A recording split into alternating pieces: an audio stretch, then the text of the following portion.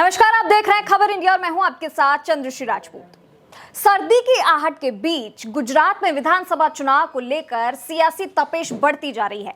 BJP और आम आदमी पार्टी में वार पलटवार जारी है और विधानसभा चुनाव के लिए राजनीतिक दलों की ओर से जोरदार तरीके से चुनाव प्रचार किया जा रहा है। एक तरफ है चुनावी माहौल और इसी बीच दिल्ली का श्रद्धा मर्डर केस सुर्खियों में बना हुआ है। 26 साल की श्रद्धा वाकर की निर्मम हत्या का मामला पूरे देश में सुनाई दे रहा है। सोशल मीडिया से लेकर हर जगह श्रद्धा के प्रेमी यानी आफ्ताब की दरिंदगी की बातें हो रही है और अब गुजरात चुनाव में भी इस केस की एंट्री हो गई है। गुजरात की चुनावी रैलियों में श्रद्धा हत्याकांड की गूंज सुनाई देने लगी है।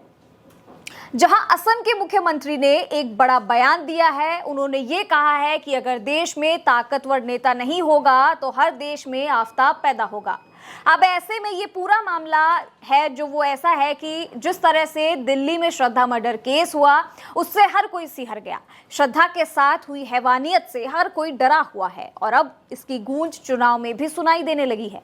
दरअसल कच्छ की एक रैली में बीजेपी के फायर ब्रांड नेता और असम के मुख्यमंत्री हिमंता बिस्वा शर्मा ने इस मामले को उठा दिया है। एक रैली में उन्होंने कहा है कि अगर देश में ताकतवर नेता नहीं होगा तो हर शहर में आफ्ताब पैदा हो जाएगा, यानी आफ्ताब अमीन पूनावाला हर शहर में पैदा होगा और हम अपने समाज की रक्षा नहीं कर पाएंगे।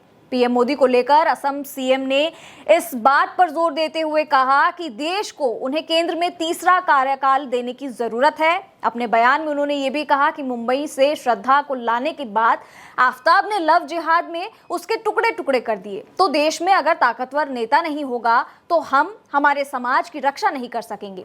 इसी के साथ उन्होंने आगे कहा कि इसीलिए ये बहुत जरूरी है कि नरेंद्र मोदी को 2024 में तीसरी बार फिर से पीएम बनाया जाए।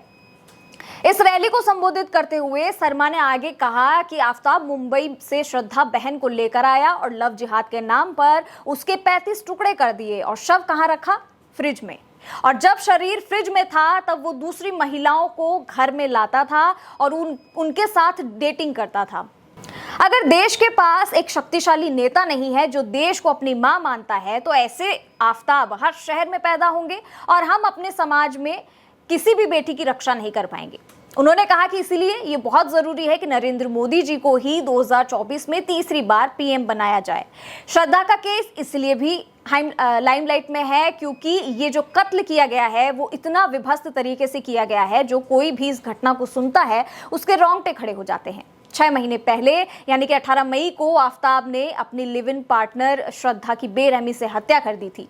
श्रद्धा और आफ्ताब दोनों कॉल सेंटर में एक साथ कर्मचारी थे। इसी दौरान दोनों में गहरी दोस्ती हो गई और दोस्ती प्यार में बदल गई। मई में वो दिल्ली चले गए और 4 ही दिन के बाद में खर्चों, शादी का दबाव पर बहस होनी शुरू हो गई और फिर आफ्ताब ने उसकी गला दबाकर हत्या कर दी। खुद को बचाने के लिए उसने लाश के 35 टुकड़े किए और फिर उनको फ्रिज में रखने के बाद 18 दिनों तक दिल्ली के अलग अलग इलाकों में वो उन्हें फेंकता रहा। आफ्ताब ने जिस तरह से श्रद्धा का कत्ल करके उसकी लाश को ठिकाने लगाया, ये सुनकर ही दिल दहल जाता है। फिलहाल आफ्ताब पुलिस की हिरासत में है और 5 दिनों के अंदर उसका नार्को टेस्ट होना है। दिल्ली पुलिस ने आरोपी आफ्ताब के नार्को टेस्ट की मांग भी करी है। पुलिस ने उसको वर्चुअल तौर पर कोर्ट के सामने पेश किया था, लेकिन अब जो है हर तरह से बयानों में बदलाव आ रहा है। जिस तरह से आफ्ताब लगातार अपने बयान बदल रहा है और अब उसे बाहरी तौर से जो है वकीलों से भी उसे मदद मिल रही है। उसे ये देखा जा रहा है कि वो मानसिक रूप से जो है वो विकृत है, उसने इस हालत में इस घटना को अंजाम दिया। लेकिन आप सब जानते हैं कि लव जिहाद का शिकार हुई लड़कियों के साथ क्या किया जाता है। उनके साथ शादी का झांसा उन्हें दिया जाता है या फिर उन्हें शादी करने के लिए ही प्यार के जाल में फंसाया जाता है और ये बहुत बड़े लेवल पर किया जाता है, पूरी रणनीति बनाकर। यहाँ पे हेमंत शर्मा ने ये जो बयान दिया है कि अगला जो पीएम होगा वो फिर से पीएम मोदी को ही बनाया जाना चाहिए, क्योंकि ये बहुत ज़रूरी है। जिस तरीके से पीएम मोदी और सीएम योगी की अगर भी यहाँ पे भी बात की जाए तो ये दोनों मिलकर देश में आतंकी हमले भी रोकने में काफ़ी मदद करते हैं और अजीत डोभाल के साथ मिलकर जो ये रणनीति बनाते हैं और फिर देश में जो आतंकवाद है उसको किस तरीके से रोकना है उसकी रणनीति बनाई जाती है। और देश के प्रधानमंत्री ही नहीं, अब मुख्यमंत्री भी, जो उत्तर प्रदेश के मुख्यमंत्री है योगी आदित्यनाथ, वो भी इस कार्य में बहुत अहम भूमिका निभाते हैं।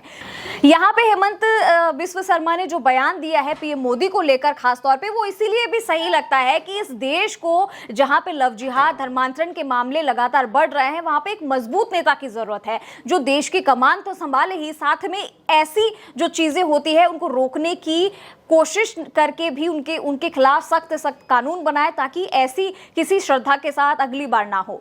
तो यहाँ पे बड़ा बयान देते हुए हेमंत बिस्व शर्मा ने ये इशारा दे दिया है कि 2024 में जो चुनाव होने हैं उसमें कहीं ना कहीं पीएम मोदी का चेहरा सबकी आंखों में है, वो नजर आता है, बातों में नजर आता है और उन्हीं को अगला पीएम देखने के लिए दुनिया और जो जनता है वो कहती है कि अगला जो हमारा पीएम हो वो मोदी ही हो। लेकिन इस बात को लेकर जो उन्होंने ये साफ कर दिया एक तरफ से, और दूसरी तरफ ये बता दिया कि अगर देश को संभालना है, देश की बेटियों को बचाना है, तो उन्हें एक ताकतवर और देश के भरोसेमंद नेता की बहुत जरूरत है।